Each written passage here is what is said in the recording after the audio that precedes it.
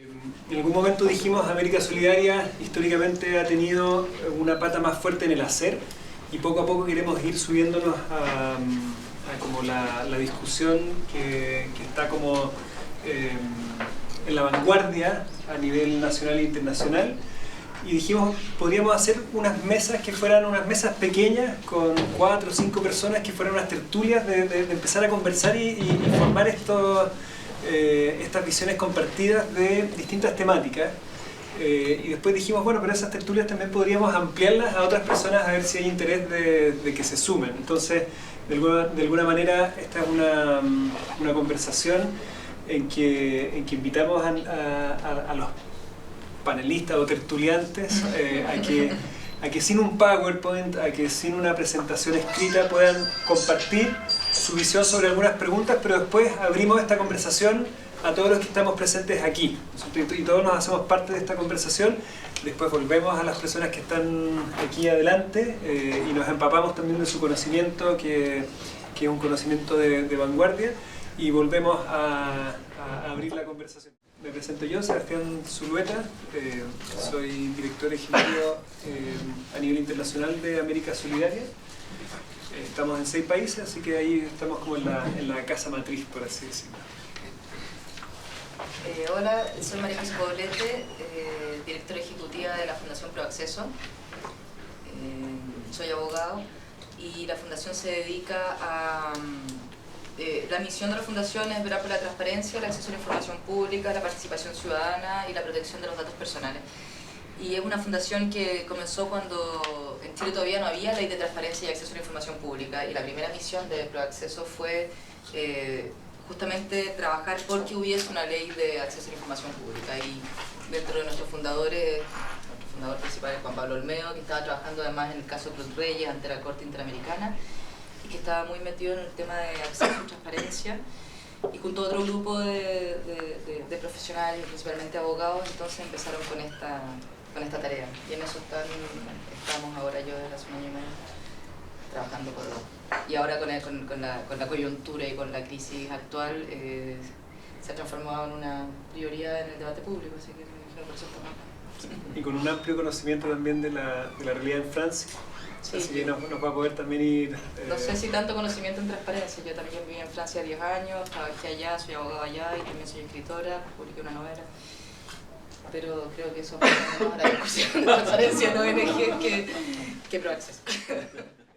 Mi nombre es Alberto Prest, yo soy el director ejecutivo de Chile Transparente. Chile Transparente es el capítulo chileno de Transparencia Internacional. Yo estaba viendo que nos citaron muchas fuentes, así que muchas gracias por citarnos constantemente.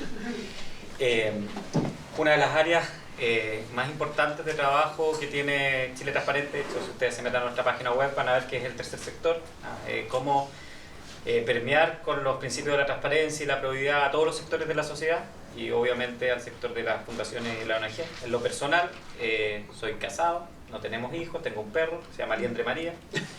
Estamos en una importante discusión si la llevamos a la playa un rato más o no, porque no la dejan entrar al departamento, así que en eso estoy en este momento. En mi cabeza está resolviendo cómo lo hago con el perro en un rato. La ley de transparencia. Yo soy Pablo Collada, yo soy mexicano, llevo en Chile apenas poco más de un año, y justo es interesante porque yo soy sociólogo y he trabajado durante los últimos años en México mucho en el sector de la sociedad civil, trabajando con diferentes organizaciones, haciendo investigación, haciendo algún tipo de consultoría o asesoría a organizaciones. También trabajé en gobierno, en cosas de desarrollo social y de innovación al interior de gobiernos, y es chistoso porque justo hace un año y 2 meses que llegué más o menos, México en realidad era otro país, ¿no? Y Chile también era otro país, ¿no? Entonces ha sido un año de unas vueltas y unos piruetas de grado de dificultad 8.6 en ambos países respecto a los retos que tienen, y también una oportunidad para preguntarse cuál es el rol de la misma sociedad civil en eso, ¿no? Entonces ha sido un año muy interesante.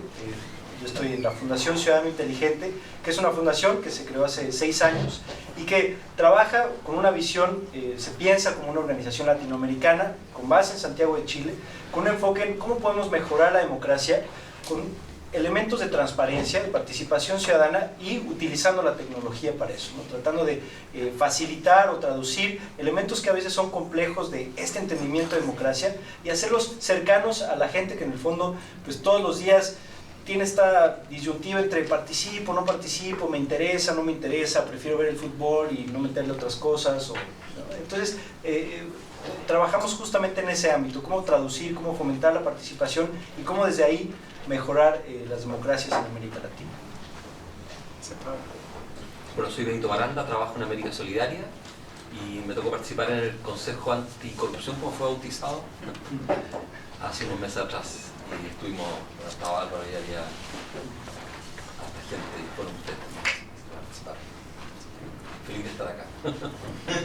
Y esto es un tema que viene hace mucho tiempo peleando en todas las organizaciones que me toca participar. De cómo partimos primero predicando con el ejemplo de la transparencia.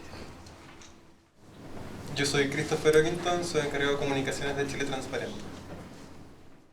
Soy Jesús Uribe, venezolano, año y medio viviendo acá en Chile y recién pues me estoy integrando al equipo de América Solidaria en el área de comunicaciones, a la orden de todos si necesitan algo. Yo soy Javiera Flaño, trabajo en América Solidaria Internacional en el área de salud.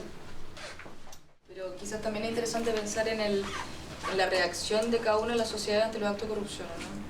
Sí. Con respecto a lo que estás diciendo tú, que Chile y Uruguay eran los que tenían los menores índices de... Porque además lo que mide Chile Transparente es la percepción.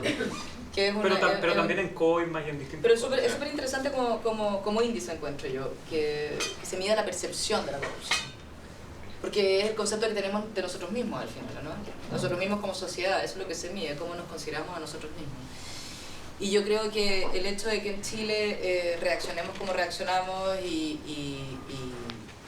el escándalo que se ha generado a raíz de cosas que parecieron muy sencillas, al principio eran un par de boletas.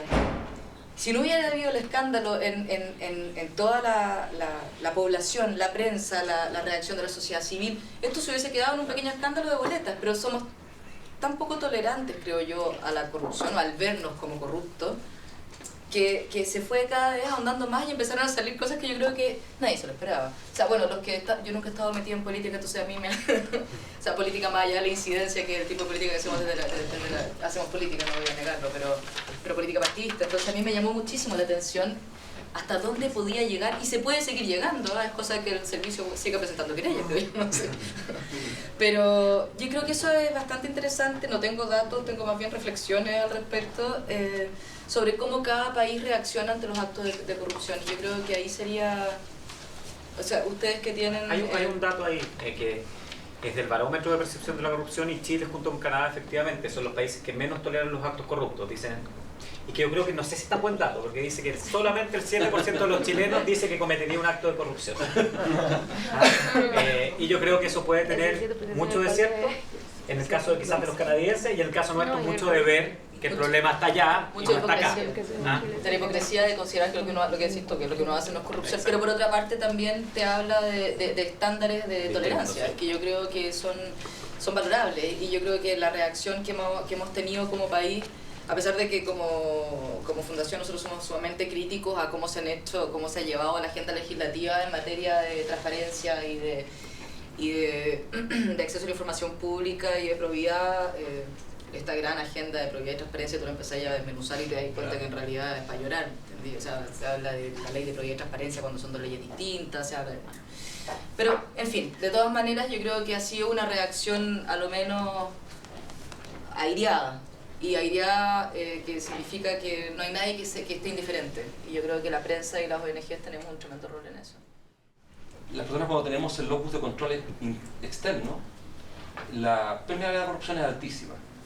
Y Latinoamérica y el Mediterráneo europeo, principalmente Italia, Grecia, Portugal y España, y también un poco Irlanda, que está afuera pero se permea, también queda permeado con esto, tienen también mucho locus de control externo. Necesitas que el control de los comportamientos venga mucho desde las sanciones. Cuando estábamos en el consejo, yo me dediqué a hacer un tour entre gente que conocía el mundo empresarial de mi edad y a preguntarle, bueno, las prácticas eran terribles. O sea, lo que te contaban era lo de la inmobiliaria, ¿no? Uno dice, o sea, uno de ellos se salió del negocio inmobiliario y dijo, no puedo seguir con todo lo que tenía que pagar. O sea, y nadie, o sea, meterse ahí debería ser un tremendo todo lo que hay que pagar para los proyectos, todo. Es una locura. Y la gente que está involucrada es impensable detrás de toda esa... Y cuando tú hablabas, sentía, ¿no es cierto?, que lo que ellos pedían eran sanciones más severas. Entonces, no decían, decían, no, yo creo que aquí habría que subir las sanciones para desincentivar el hacerlo. O sea, en el modelo como económico así, entonces genera un desincentivo tan grande, un castigo tan grande que al final tú lo vas a dejar de hacer. Y no colabora con que esa persona logre tener una conciencia del daño que está provocando con lo que está realizando. Y es tan grave, yo pongo dos ejemplos, y algunos de ustedes me han escuchado en la charla que digo que a mí impactaron mucho, hace muchos años atrás, cuando ocurrió lo del MOP Gate en Chile, que los universitarios de Antofagasta me invitaron a una de esas jornadas grandes que le habían organizado techo, ¿no es cierto? Estaba lleno de estudiantes, con políticos y todo, y ellos pusieron un lienzo inmenso afuera y decía, la corrupción crea pobreza, y abajo decía, el que copia es un corrupto. O sea, decían, apuntaban a Santiago del MOP Gate, pero después se apuntaban a ellos mismos, decían, nosotros aquí estamos creando la corrupción, con este ejemplo que pusieron con los estudiantes de Ingeniería de la Católica, ¿no es cierto?, que el día domingo en informe especial mostraban cómo habían, ¿no es cierto?, whatsappeado, parece una prueba, no sé qué, lo que habían hecho 50 estudiantes. Entonces la construcción de esa es muy fuerte. Personas que han tenido formación espectacular se quejan porque el Estado les cobra impuestos. La sensación de que yo no tengo que pagar impuestos. Entonces me da la impresión siempre que es mayor. Y segundo, desde el ámbito de las organizaciones de la sociedad civil, que yo he peleado mucho porque somos demasiado permeables a que una persona que trabajó en el Estado sale, o miembro de algún partido político, y crea una ONG, o crea una fundación o una corporación. Entonces nos permeamos para el lado del poder político. Y después somos muy permeables a que también desde el mundo empresarial se creen fundaciones o corporaciones empresariales. ¿Ya? Y muchos participamos, colaboramos también con él, pero esa permeabilidad hace también que los límites se vayan corriendo y la utilización sea bien frágil, el límite bien difuso, ¿ya? Entonces, tengo la impresión de que es mucho más permisivo las prácticas, a pesar de que uno tiende a mirar mucho más lo que hacen los otros que las prácticas propias, ¿ya? Pero yo creo que es mucho más fuerte en el continente cuando uno lo recorre. O sea, las personas que construyeron grandes riquezas en el continente, partiendo por México, ¿no es cierto?, la construyeron en base a eso. No existe otra razón que una persona haya acumulado una riqueza tan grande como el más rico, ¿no es cierto?, del mundo, el más rico de México. Es imposible. No puede una persona en tan pocos años acumular esa cantidad de riqueza. Tiene que hacerlo solo en base a la corrupción. No puede, o el control del mercado, o apagar a los políticos. No existe otra vía para poder ganar eso. No es que inventó algo como Bill Gates o inventó alguna cosa espectacular. Entonces, yo considero que es muchísimo más fuerte. Bueno, la discusión de los tarifados eléctricos, de la competencia, ahora en México se notó el poder que tiene, o sea, es muy grande. Y la pregunta es, ¿cómo y por qué entra con tanta fuerza la discusión de la corrupción y la transparencia en la sociedad en este tiempo? ¿Es simplemente porque se empiezan a develar, pero por qué en este momento y no antes, si es que la corrupción nos imaginamos que históricamente ha sido algo tan presente? Yo creo que Alberto va a poder explayarse más quizás, pero yo creo que en Chile efectivamente, y tiene que ver con lo que decía Benito, con lo externo e interno, porque ha estado siempre relacionado con escándalos. O sea, la primera vez que se creó una comisión fue luego del caso, ustedes se acuerdan de Airen Codelco. Ese fue el primer gran escándalo y creó entonces la comisión del 94 de Blanco y que en realidad dio una serie de recomendaciones que muchas de ellas hasta el día de hoy no se han cumplido. Después vino el escándalo de MOP Gate, que coincidió entonces con la ley de transparencia y que además había coincidido con Cruz Reyes. Ahora viene este escándalo de Penta, que después se transformó en no solo Penta, sino que SQM y todo lo que conocemos, y que genera este comité asesor. Yo creo que sí ha habido no sé, yo no conozco los detalles de la teoría del complot, como que hubiesen... que yo creo que siempre hay alguien que gana y alguien que pierde, pero sin embargo con Penta yo creo que todos se vieron sorprendidos con cómo lo que pensó que iba a estar apuntado a un solo espectro de la política terminó alcanzándolos a todos. Y yo creo que esto ha sido transversal y ya no hay ningún partido que quede fuera. Entonces tengo la impresión que sí está relacionado con escándalos, por lo menos con la historia de la evolución en Chile de las leyes de transparencia y de acceso. El primer escándalo, como dice María José, es un escándalo gigante de brokers de cobre, que es el Davilazo. Y uno dice, pero ¿cómo? Si la democracia no iba a traer corrupción. Mentira, la democracia tiene corrupción también. Y por otra parte, la sociedad no es que haya ido cambiando sus estándares. O sea, no robar lo tiraron las tablas de la ley, el no robar venía al primero. Y no robar finalmente es el presupuesto de toda corrupción. O sea, el que roba es porque, o sea, el que es corrupto porque roba. Lo que pasa es que hoy día nosotros estamos, quizás porque hemos superado otras conversaciones, más conscientes a lo que los católicos hablan, la conciencia del pecado. O sea, hoy día tenemos más conciencia de que eso, pasar esa boleta ideológicamente falsa es algo que no es correcto. Y que en algunos ámbitos los chilenos lo hemos tenido mucho más desarrollado, por ejemplo en el tema del cohecho. Chile es un país donde hay poco cohecho a policía, por ejemplo, porque lo teníamos muy desarrollado quizás por nuestro amor inclaudicable hacia Carabineros, que es impresionante. O sea, cuando uno lo habla en Latinoamérica, nadie puede creer que la institución con más cariño, respeto y confianza sea Carabineros.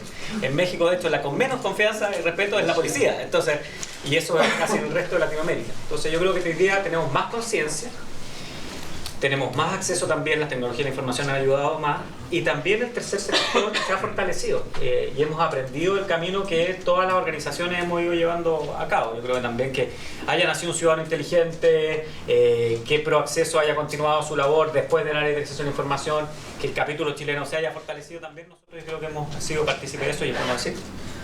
Yo también tocaría, haciendo una relación, porque yo creo que el caso chileno tiene ciertas particularidades, pero también hay muchas cuestiones que son particulares de este momento en otros países de América Latina.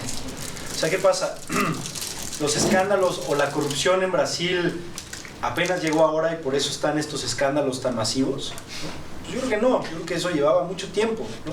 Los escándalos o la corrupción en Guatemala es algo también nuevo, que de pronto ahora resulta que tocó a la élite presidencial y por eso hay millones de personas en la calle. Pues no, yo creo que también llevaba mucho tiempo.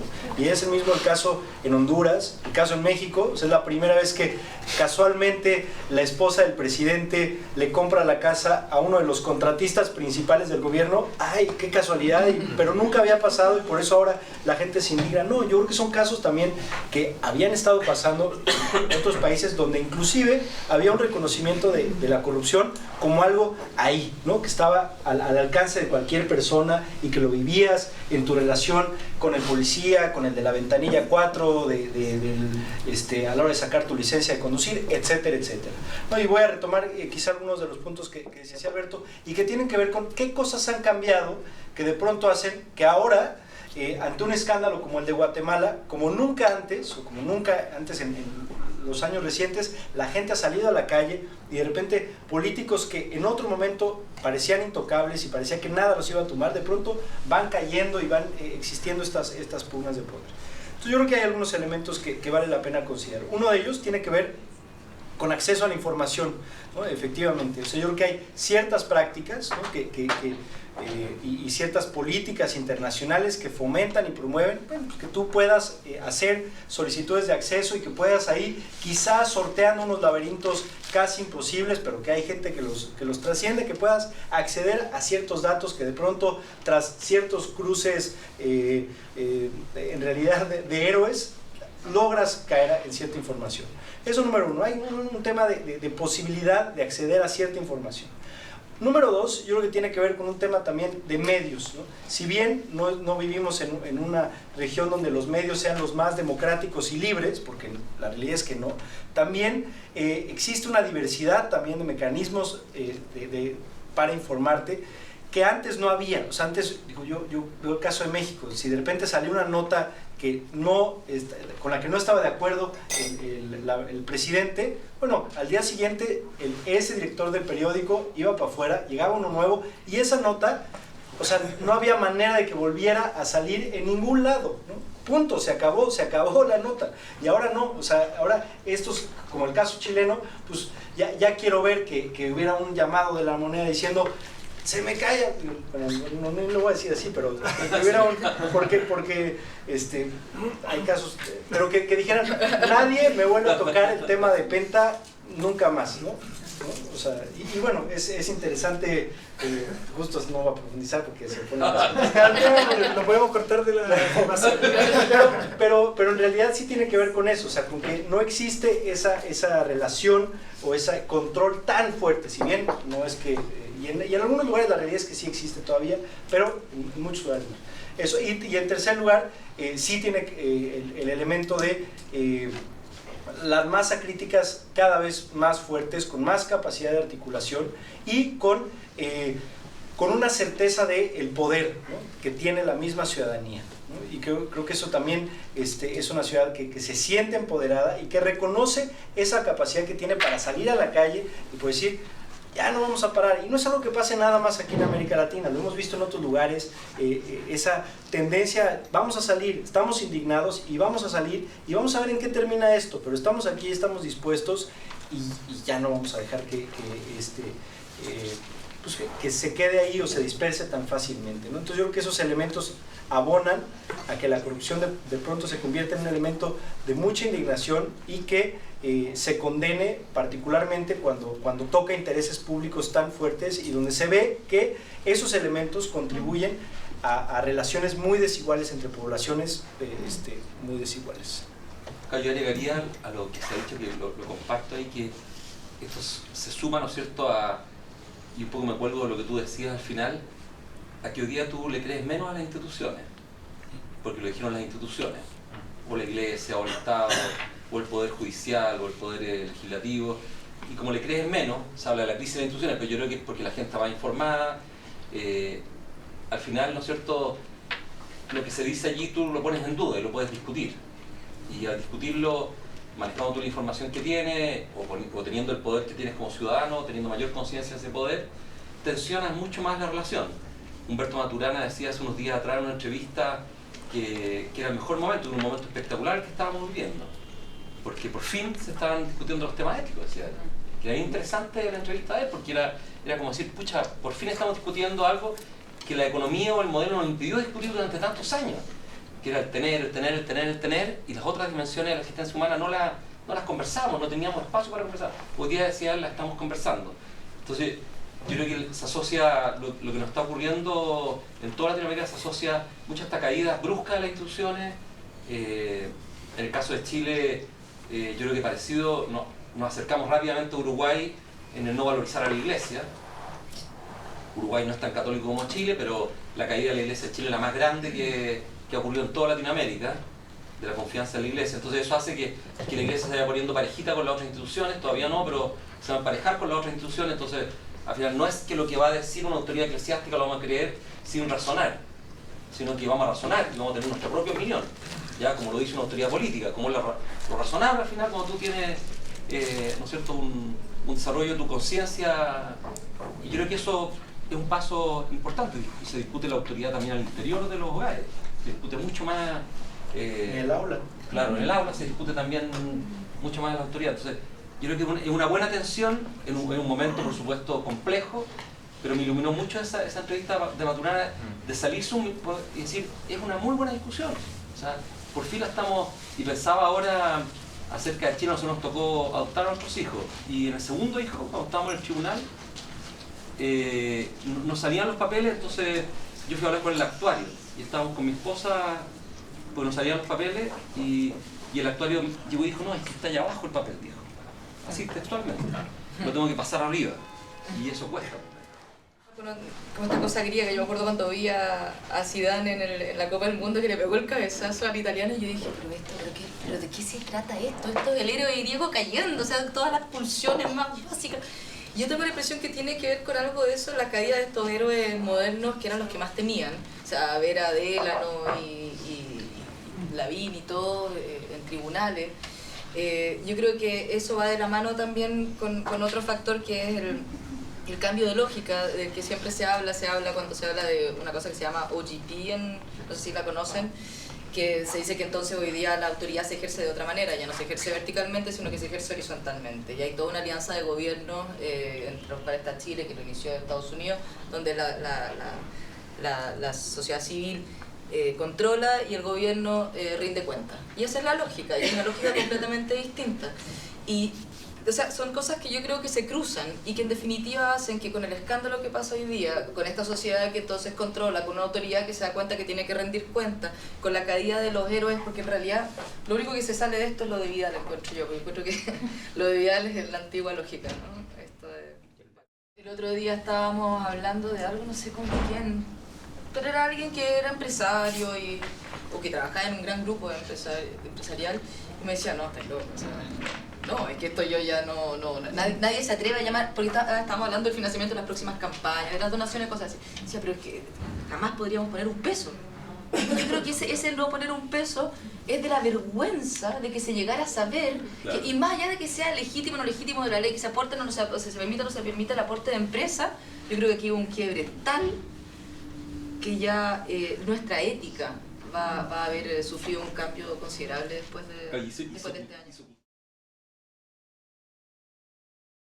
La reflexión es, la conversar con unos amigos al almuerzo, lo voraces que somos las empresas privadas con nuestros ejércitos comerciales, que oportunidad que hay la aprovechamos y no dejamos títere con cabeza. Cuando uno va al mercado lácteo y hay 18 tipos de leche y eso es una realidad. A mí en estos días, en estos meses me ha llamado la atención lo poco voraces que hemos sido en ir a buscar esas cuotas de mercado de credibilidad y de transparencia que hay. O sea, mucho del mensaje empresarial ha sido esto no ocurre en todas partes, pero ¿qué empresa ha salido a decir, mira, a mí no me pasa por tal razón, tengo estos sistemas de control, tengo estos informes de sostenibilidad, que es mi trabajo, por esa parte interesa. De esta manera me relaciono con la sociedad civil, de esta manera me relaciono con el Estado, o sea, tener un músculo de transparencia y de buen actuar tan entrenado como los músculos comerciales. Yo creo que eso es una muy buena reflexión para que las empresas nos pensemos cuál es el rol que jugamos en la sociedad. Solamente ir a vender o también tener otro espacio de participación. Me llamó mucho la atención también desde el punto de vista de las defensas corporativas. En mi opinión han sido bien tibias lo que han hecho las CPC, SOFOFA y las distintas agrupaciones empresariales respecto a cómo castigan esto. Si uno viese el mismo entusiasmo de cómo se oponen, por ejemplo, a la reforma laboral respecto a criticar los ataques, o sea, a criticar estas faltas de las empresas, creo que quizás tendríamos otro comportamiento de parte de las organizaciones. Mi entusiasmo viene porque creo que la reputación en estos tiempos es bien líquida. O sea, nosotros hemos visto, a raíz de tu historia con tu perro en un rato más, que va a tener un problema ahí, sobre una amiga que decía que a su perro le quería poner Zapaz al próximo perro, porque su superhéroe ahora era el fiscal. Entonces, ¿qué rol tenía la fiscalía entre los chilenos hasta hace 6 meses? Ninguno. Entonces se ha ido moviendo esa cosa bastante líquida, que la fiscalía ahora es probablemente nuestra especie de superhéroe, nuestra especie de Batman. El rol que ha tenido la prensa, de todos los casos que nos hemos enterado en el último tiempo, ha sido por los periodistas. Se han roto pactos de silencio, podemos hacer muchas reflexiones respecto a eso, pero fue la prensa la que nos puso al frente todos los escándalos que vimos. Entonces creo que esta reputación hoy está como este activo que si fuese una cuota de mercado la empresa estaría como encima yendo a buscarlo, pero también está esta credibilidad, una sociedad ávida de eso, y no sé quién está yendo a hacer esa captura en un sentido positivo. Mi última reflexión de esta pregunta sobre desde dónde entra esta conversación, y no porque traje en Telefónica, pero el rol que tienen las redes sociales en todo esto. Probablemente antes uno, lo que contaba Benito respecto a un llamado al editor de un diario o de un canal, podía tener cierto control, pero hoy día Twitter, Facebook y lo que todos usamos con frecuencia, nos saltamos eso, entonces accedemos a esta información de una manera mucho más inmediata como hasta hace un tiempo no lo teníamos. Esa es como mi reflexión. Gracias.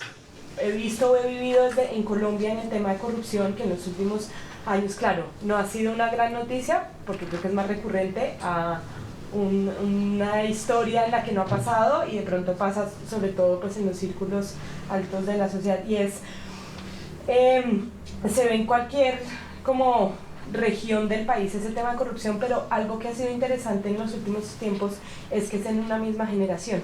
Y es en la generación, o sea, como en muchos de nuestros países latinoamericanos, son siempre los mismos que están en el poder, como las mismas familias, los mismos apellidos, y son estos hijos de esos políticos de hace 50 años los que están hoy en el poder, y son ellos los que están en esos casos de corrupción.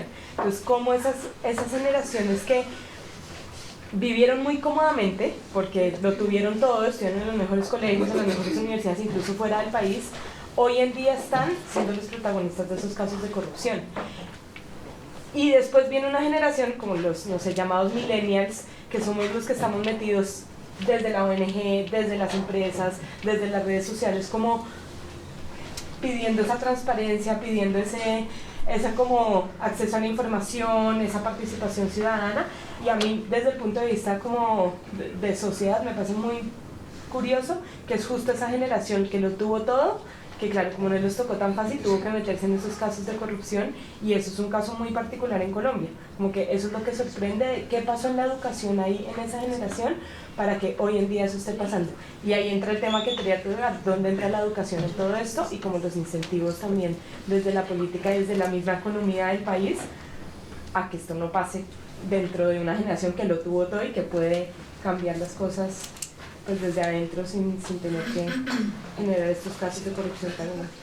Pasa que a nosotros nos tocó también una vida diferente, donde nuestros papás sí tuvieron que involucrarse mucho en estos modelos económicos del tener que trabajar y poder generar como los recursos para la familia, y a algunos de ellos les fue bien, pero no bastó. O sea, ya no basta que una familia se esfuerce, haga bien las cosas para poder pertenecer a una sociedad y ser como todo lo que nosotros queremos. Aún así, cuando estas familias, que son clases medias, clases emergentes, logran tener estos recursos para poder vivir de una manera más digna, siento que de todas maneras existe esta corrupción. Y eso nos permite, o por lo menos a mí me permitió vivir y comparar con el resto y decir, pucha, yo no quiero estar en esa pelea, yo no quiero estar en una pelea que sea tan desigual, sino que me gustaría que me valoraran por las cosas que yo he hecho. Y así yo también me incorporé dentro como de América Solidaria y el mundo más social. Yo estoy ingeniero comercial en una universidad privada, yo vengo del desarrollo, muy orgulloso de mi universidad. Sin embargo, me permitió también dentro de la misma universidad darme cuenta que es algo generalizado, no es algo que son ciertas universidades las que tienen estos estereotipos, sino que en mi universidad yo también conocí mucha gente que pensaba de manera muy similar a mí. Quizás no con los mismos matices, pero si uno se va como el pensamiento genérico, estas personas también logran ver diferencias y cosas que no les están gustando. También ahí depende del conocimiento de cada uno y qué tanta burbuja o experiencia hayan tenido con otras áreas, pero principalmente es algo como lo que quería compartir, como las generaciones de hoy día hemos tenido que ver a nuestros papás en una lucha que nosotros no queremos luchar. Creo que sí, la sociedad sí evoluciona y las generaciones, no digo que sea permanente, estático, o sea, y la evolución tampoco me gusta porque tiene un contenido positivo, yo prefiero la transición, uno transita, de repente para abajo, pero transita, se mueve, cambia. Y estos cambios también hacen que cambien las aspiraciones, porque los valores tienen que ver con aspiraciones, ¿no es cierto? O sea, ¿a dónde queremos ir? Queremos ir al que lo tiene todo, pucha, parece que quiero ir al que lo tiene todo, pero sin vergüenza. Y eso tiene que ver con las empresas, porque yo creo que o sea, cuando uno lee el Código Civil y el Código de Comercio sobre las definiciones de asociaciones, empresas y lucro, yo creo que es pedirle peras al olmo. Me acuerdo una vez que nos invitaron tostadas en ese almuerzo en el BCI, y yo le decía, pero, a ver, es que ustedes lo que me están mostrando se llama, según mi formación, marketing, no se llama transparencia. O sea, si yo quiero saber qué es lo que ustedes, ¿sabe lo que a mí me interesaría del BCI, por ejemplo? Saber dónde invierten. Ustedes colocan dinero, o sea, el negocio de un banco, ¿dónde lo colocan? ¿En qué tipo de negocio? ¿En qué tipo? Pero ustedes no son la Grameen Bank. Y no tienen por qué serlo. Y las empresas no tienen por qué serlo. Entonces yo creo que solamente la empresa va a comprar y adherir a este tipo creo, quizás me estoy equivocando, pero yo creo que van a adherir a este tipo de discursos y a este tipo de prácticas en la medida en que esto sea rentable.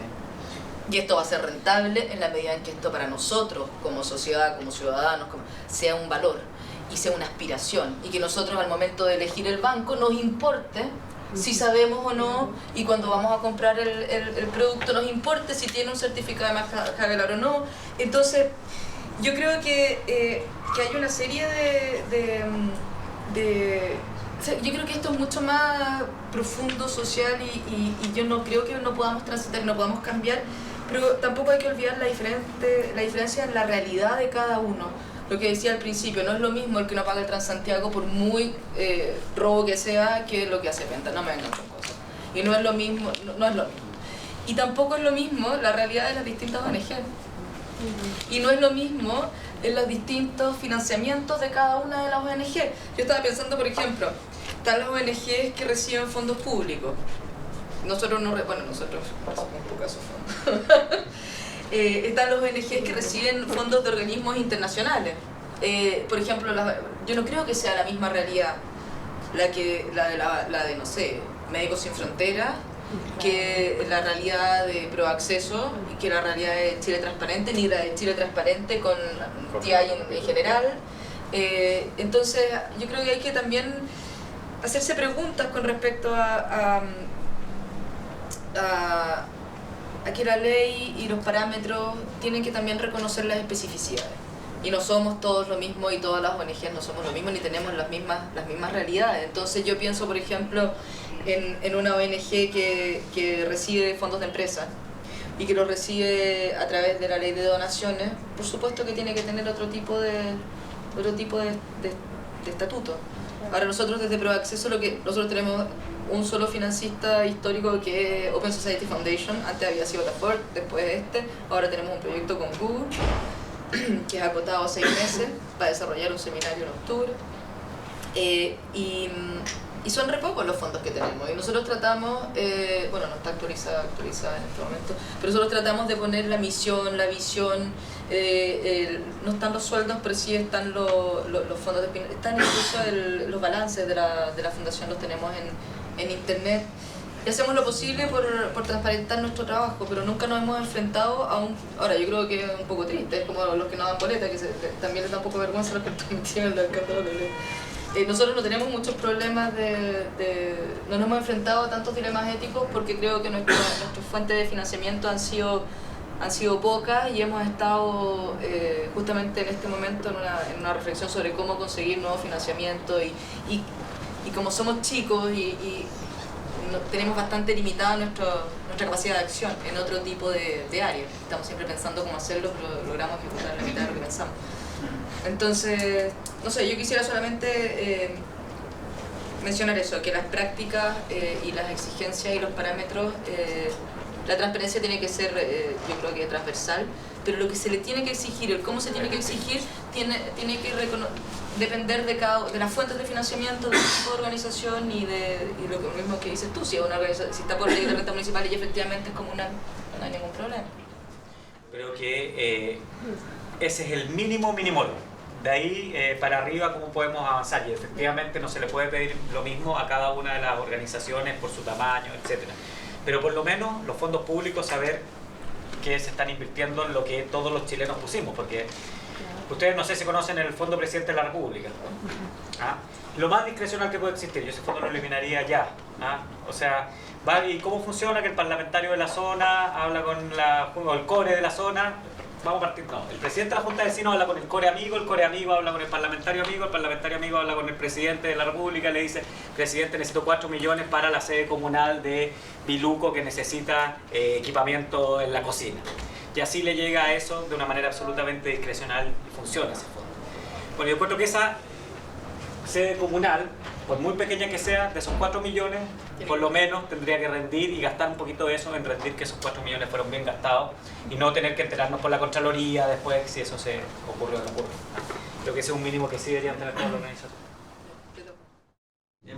Hemos tocado varias aristas, digamos, del tema. Yo simplemente podría decir que en términos generales, en el caso de las organizaciones de la sociedad civil, de las ONG, yo creo que tenemos que desconfiar de nuestras prácticas, nosotros mismos, ¿no?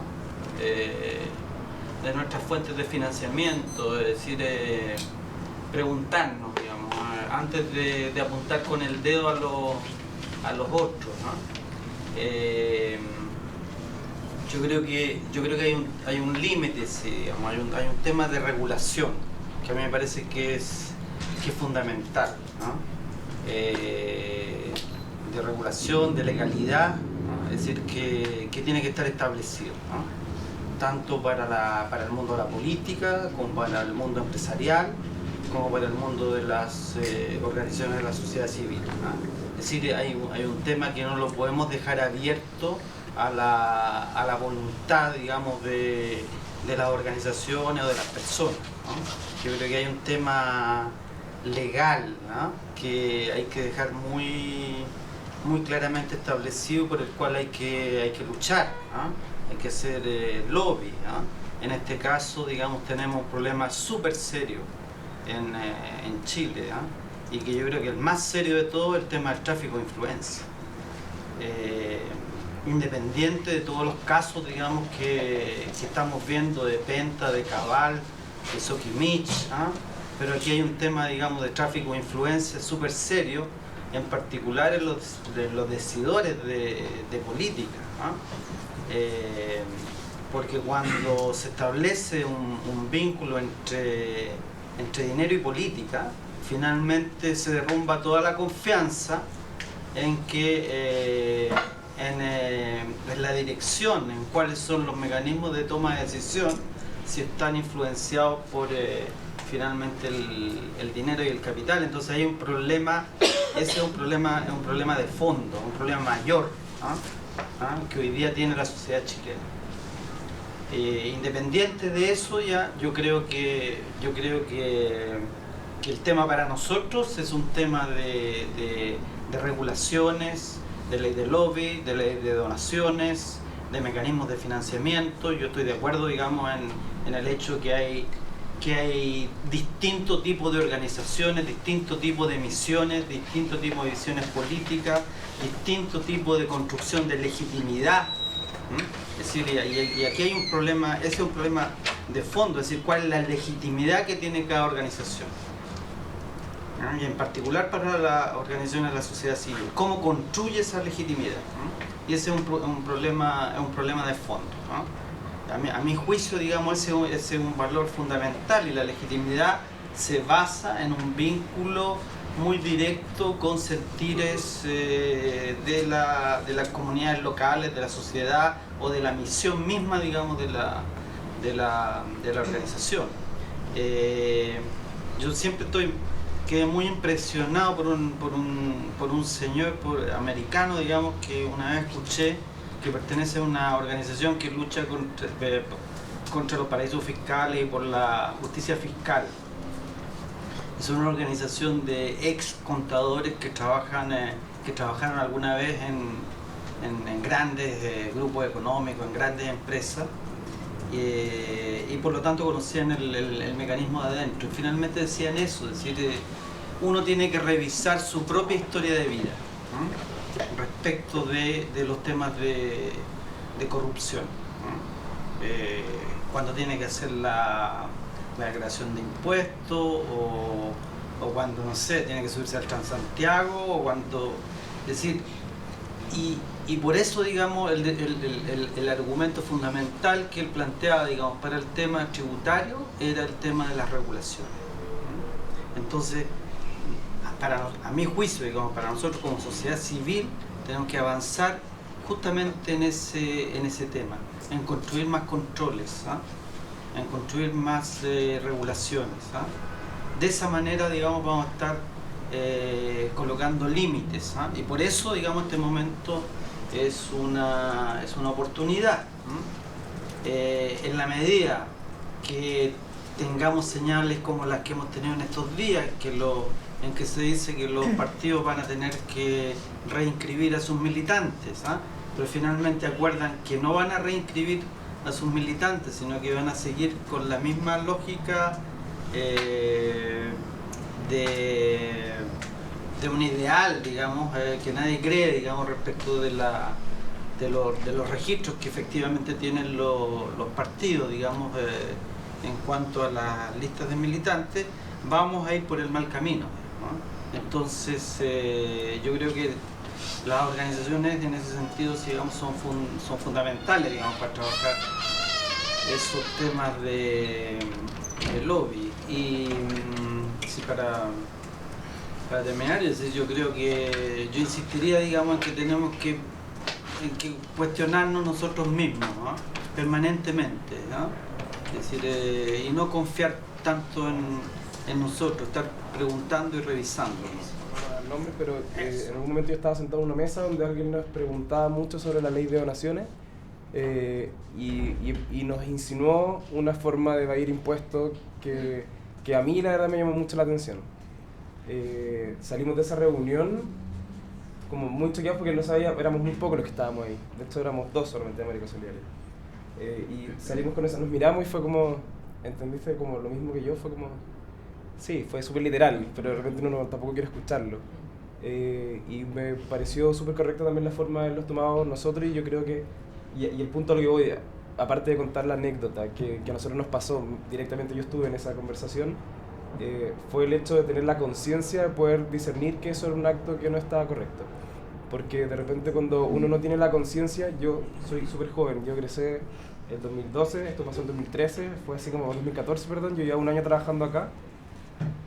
Y también estaba con alguien que tenía mucho más experiencia en el tema y estaba la conciencia de que eso era algo que no deberíamos hacer. Pero quizás si no hubiésemos tenido esa conciencia, quizás sí hubiésemos pisado el palito, como se dice. Quizás si hubiésemos tenido algún problema, y puede que tengamos más problemas, yo creo que nadie es libre de poder decir que no es corrupto, o por lo menos yo no me siento en la capacidad de poder asegurarlo. Sin embargo, lo que yo soy consciente, creo que no lo estoy haciendo, y por eso trabajo. Y creo que cualquiera de nosotros, y creo que la base para que todas estas cosas puedan cambiar, parte de cómo nos hacemos conscientes y tomamos decisiones a través de esa conciencia. El hecho de poder, por ejemplo, me dijeron por ahí, no generalizar, que de repente alguien se lo puede tomar como algo negativo. Para mí me hizo consciente de repente que hice un comentario que no debería haberlo hecho como tan generalizado. Y soy consciente y trato de en mis próximos comentarios hablarlo más de mí. Ese es como yo creo que el trabajo que hay que lograr. No tengo idea cómo se hace, no sé si es regulación, no sé si tiene mucho que ver con los valores. Yo comparto lo que dices tú, que tiene que ver con valores, pero creo que el camino que deberíamos tomar, o como sociedad deberíamos tomar, tiene que ser un camino mucho más personal que cambie desde adentro de cada uno de nosotros para lograr construir después grupos que también tengan esta transparencia. Siento que lo que mancha a cualquier grupo siempre es la persona, lo que podría manchar, para corregir, a todos estos grupos, no creo que sea la mayoría. Finalmente, como el equilibrio de Nach y todas estas teorías de juego, gana el que es más vivo de repente, como se muestra en estos modelos económicos. Y finalmente no significa que el resto tenga o sea consciente de lo que está pasando. De hecho, por eso pasa. Pasa porque no todos son conscientes de que el otro está ganando más. Eso. Solamente para cerrar. Cuidemos nuestras democracias, cuidemos nuestra democracia, y la mejor forma, y ahí Celedón se me adelantó, el control de pares. En Chile el soplón está muy mal mirado, el buen soplón. Que acuse de cara de cohete, cuando estaba en el jardín infantil. Después el gallo sapo, etcétera, al sapo que todos le hacen bullying. El que acusa a un corrupto le está haciendo un gran favor a la sociedad. Cuando nadie se controla entre nadie, finalmente lo que ocurre es, no, los que tienen el poder son todos aquí y allá, y esto tiene un problema con ese tipo de organizaciones. Y por eso digo, cuidemos nuestra democracia. Yo soy consciente de que tenemos problemas grandes, pero yo de hecho peleo con mi señora cuando me dice todos los políticos son corruptos. No todos los políticos son corruptos. Depende de nosotros que hayan políticos honestos, y depende de nosotros que no haya más políticos corruptos. Cada vez que uno se involucra, cada vez que uno fiscaliza, cuando uno castiga con el voto con alguien corrupto, y cuando uno, como decían también recién, en la mesa, ¿por qué me tengo que sentar a la mesa? ¿Por qué no puedo sacar a alguien? Y esto, por ejemplo, en la asociación de supermercados lo hemos conversado con otras asociaciones empresariales. Se van a volver a sentar a la mesa con el cartel del pollo, con el cartel de la farmacia. Bueno, ahí están las muestras de la blancura. Y eso significa muchas veces ceder, y significan decisiones dolorosas. Pero control de pares es muy importante para que la manzana no pudiera ir al cajón completo, sino que para que las manzanas sanas logren sacar ese podrido y finalmente tengan un cajón digno donde vivir, que debería llamarse país. Eso. El acento, creo que es importante lo que estás diciendo, Alberto, pero también creo que es importante, si yo tuviera que cerrar con algo, por lo menos lo que a mí me ha hecho reflexionar todas estas preguntas, que es un formato que yo no conocía, a veces súper interesante. Está en cómo generar el cambio a través de... O sea, a mí me gusta mucho esa distinción que hacen los psicólogos. Y lo que hablabas tú, cómo se genera el cambio para que nosotros aprovechemos este momento e incorporemos como lo natural, como lo esperable, lo probó. y cómo nosotros entonces podríamos salir del discurso efectista político para salir de esta crisis, y de verdad la educación cívica transformarla en una realidad, y de verdad la transparencia, tener una ley fortita, porque cuando te dicen vamos a quitarle el escaño a todo el que incumpla la ley de transparencia y la ley de financiamiento del partido, y tú estás loco, ¿y la democracia dónde la dejáis? O sea, porque incumple la ley de transparencia voy a sacar del cargo a uno que fue elegido democráticamente. ¿No te parece un poquitito tener la democracia, tener la transparencia? Está bien, o sea, me dedico a la transparencia, pero no... Entonces, yo creo que ese tipo de... ¿Cómo salir de eso y entrar en una lógica donde de verdad el cambio sea un cambio profundo, sea un cambio que nos permita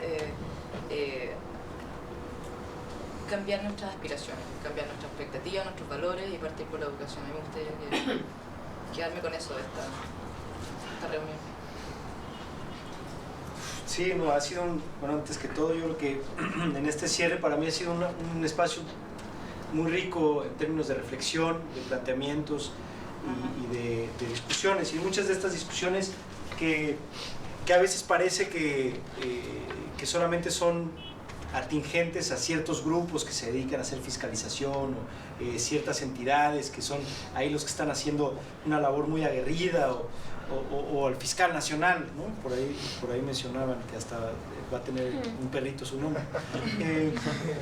Pero yo creo que es importante, así como a la José hay un término que le llama mucho, que es el de la vergüenza. A mí hay un tema que constantemente lo traigo en la cabeza y tiene que ver con la idea de justicia, ¿no? Y yo creo que en estos términos, para mí, la transparencia no es un objetivo, ¿no? O sea, no es el final de nuestro trabajo. O sea, nosotros en la Fundación pues, no luchamos porque el mundo sea más transparente. Creemos que si el mundo y las democracias son más transparentes, entonces van a ser más justas. Y van a ser más justas porque vamos a tener más claridad sobre esas situaciones cotidianas que tienen que ver con el funcionario de la ventanilla, pero también con el empresario que hace un ajuste en sus inversiones porque le va a convenir y está aprovechando sus relaciones para influir de una manera más benéfica para él. Entonces, esta idea de justicia es a mí como ese objetivo final, y esa justicia tiene que ver con entender una sociedad pues, que tendría que aspirar a no ser, hablando de Chile en particular, tendría que aspirar a no ser el país más desigual de la OCDE, por ejemplo, ¿no? Tendría que aspirar a una sociedad en la que es bien visto que una persona en realidad mejore su economía y mejore su calidad de vida. Es bien visto cuando una persona es capaz de renunciar a esos beneficios que vienen como en el momento en el que nace, ¿no? Y esos términos para mí tienen que ver con por qué buscamos una mayor transparencia y por qué buscamos eso. Yo creo que esos actos no son tan velados, y yo creo que no tenemos que ser tan sensibles cuando por ahí aparece una situación. Yo creo que, la verdad, yo creo que lo sabemos. Yo creo que más que ser sensibles y que tener los ojos bien abiertos, yo creo que es tener muchísima convicción de hacer lo correcto. Y ahí tiene que ver justo con algunos elementos de educación, ¿no? Vinculados a estos temas de educación cívica, pero, o sea, creo que se requiere una reforma bien integral, más allá de una clase de educación cívica en los colegios, ¿no? O sea, tiene que ver con un conjunto de valores y de ética que se siga discutiendo cotidianamente, y que tiene que ver con las familias y que tiene que ver con esta idea de justicia. No sé, obviamente es un tema que es muy sensible porque a todas las personas, porque no solamente se trata de unas personas haciéndose más millonarias, sino se trata de muchas personas a quien no les está llegando los recursos a los que tendrían que tener derecho en una visión de un país más justo. Entonces creo que ahí es importante que lo tomemos muy en cuenta, que reconozcamos esa transparencia como algo que tendría que ir de base en nuestras acciones cotidianas, en nuestras prácticas organizacionales, empresariales, institucionales, etcétera, y que a final de cuentas en verdad sí estamos construyendo un espacio más justo por medio de la apertura, del diálogo, del debate. Sí, yo me cuelgo de lo mismo y a decir lo mismo, el objetivo no es la transparencia, sino la justicia social al final. Los que trabajan y son más expertos que yo en estos temas, de lo que yo aprendí, el 5% del PIB mundial imagínense, eso sirve para resolver casi todos los temas de agua, de pobreza del mundo. El 5% del Producto Interno Bruto mundial. Solo en Italia, que tiene una pobreza tremenda en el sur de Italia, que no ha logrado bajar la pobreza, 60.000 millones de euros se van anualmente en el soborno y la corrupción, que bastaría para todo el sur de Italia para tener una operación agrícola mejor, mucho más moderno, y está súper abandonado todo el sur de Italia. Mocho se fue, pero los empresarios españoles decían que el 70% de ellos reconoce pagar sobornos para obtener licitaciones. El 70% de ellos, del Banco Santander, Telefónica, todos, o sea, ellos reconocen que tienen que pagar sobornos a la empresa privada, no solo al Estado, cuando se ganan licitaciones entre ellos. O sea, tienen que estar sobornados al 70%, si eso del 70% ahí, el 90% será en Italia, no sé, y en otros países igualito. Y eso se vino a nuestros países también, porque si ellos lo practican allá, bueno, algo de eso tenía que haber llegado acá, como ocurrió, ¿no es cierto?, con el canal de Panamá, y eso nos empobrece mucho, yo creo que, y genera mucha injusticia. Y como muchos de ustedes saben, yo soy perseverante en las políticas de integración social.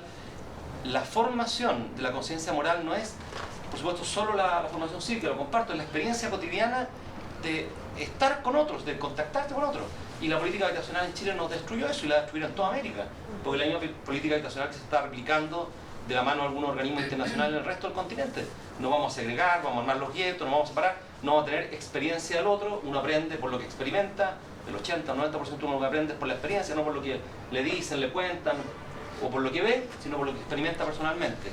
Y esa experiencia la estamos perdiendo. El trato social de cada día para trabajar por la justicia social la estamos perdiendo. Entonces, claro, una burbuja, si tú ves que te cobran muchos impuestos, lo consideras injusto. Porque como vive en la burbuja, no tienes contacto con la realidad, entonces dice, bueno, si me roban, robo. Y como dijo, ¿no es cierto?, un preso español hace años atrás, dentro de la cárcel estamos los que hemos robado poco. Cuando lo entrevistaron, claro, estamos en la cárcel porque hemos robado poco. Y yo quería terminar diciendo que me cuelgo de lo que decía Miguel. Me acordé cuando hablaba Miguel, para que lo uses para tu ejemplo, Miguel, que el presidente de la Corte Suprema dijo algo similar en la Comisión Anticorrupción. Cuando se hablaba de los sistemas de integridad, no sé si ustedes lo ubican, son los que funcionan en las empresas para evitar, ¿no es cierto?, los casos, como son optativos en Chile, no son obligatorios. Digo, mentira, dijo. Obligatorio, dijo. Si no son obligatorios, no lo van a cumplir.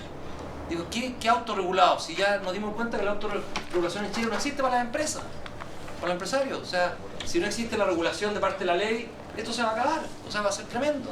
Tenemos que buscar de parte de la ley. Entonces, yo comparto que eso hay que hacerlo, y lo discutimos con él en ese momento ahí, pero tiene que ir equilibrado con lo otro también. O sea, porque vas a buscar la manera también de vulnerarlo. Entonces, yo creo que tiene que ir combinado con esto que hablábamos de cómo tú vas evolucionando en el desarrollo de tu conciencia moral, y eres más consciente, por lo que decía el Seba, ¿no es cierto?, de que hay prácticas que a veces nosotros estamos habituados a hacerlas, pero que ya tomamos conciencia de que no se pueden hacer nomás, ¿ya? Por vergüenza a lo mejor vamos a aprenderlo. Entonces, esa evolución, yo creo que como el gran desafío es cómo equilibramos la autorregulación con la regulación que vaya permitiendo que efectivamente el locus de control quede interno. Porque si ponemos mucha regulación desde el Estado, el locus de control va a quedar afuera. Y la madurez de la conciencia moral de las personas no va a ascender. Va a seguir estando en base al temor del castigo, el temor de la vergüenza, el temor. Entonces, es complejo el equilibrio, pero ahora cuando escuchaba yo decía, ¿cómo lograr, ¿no es cierto?, un adecuado equilibrio entre ambos aspectos? Y la política pública puede ayudar mucho también, y las organizaciones de la sociedad civil también. Y recuerdo, para terminar, que el SEA me lo ha escuchado, yo creo esto, que un antropólogo, yo creo que fue de la Portal, en alguna conferencia que me tocó dar, con Techo, me pidieron de parte de Techo una conferencia, terminamos, y se analizaba la publicidad de Techo, y él se me acercó y me dijo, Benito, mi tesis fue analizar la publicidad de Techo. Y yo creo que la debo tener por ahí, me recuerdo que la leí, pero debe estar por ahí guardada en algún lado. Y en analizar la publicidad de Techo, la publicidad no tenía nada que ver con lo que buscaba Techo. El discurso de Techo, la misión de Techo, no comulgaba con la publicidad. La publicidad era contradictoria en relación a la integración y a la inclusión. Porque lo que buscaba era la lástima, exacerbar lo que podemos hacer muchas de las organizaciones, ¿no es cierto?, para poder perforar el bolsillo de la persona o la conciencia de la persona, ¿no es cierto?, a través de la culpa. Entonces, uno a lo mejor tiene que ser más severo en ese análisis, tiene que ir viendo cómo Mi hija participa en una escuela de sordociegos y una agencia hizo una campaña y nos demoramos mucho en sacarla, que está en el metro, que es un niño sordociego que está como en instrumentos musicales, y hay una frase abajo, ustedes van al detalle, y dice algo como, trátalo tan normal, él es tan normal, y esa frase es súper compleja desde el punto de vista de la educación. Claro. Él es. O sea, pero ¿cómo nos metemos en el 90% de la gente que siente que esa persona es una normal? ¿Cómo cambiamos? Es súper complejo desde el punto de vista comunicacional. Entonces, quería tocar esto último porque yo creo que eso también nos va generando estos mundos distintos que al final terminan dañándonos mucho los objetivos de las organizaciones. Hacer entrega de un super regalo y nos damos a todos un aplauso.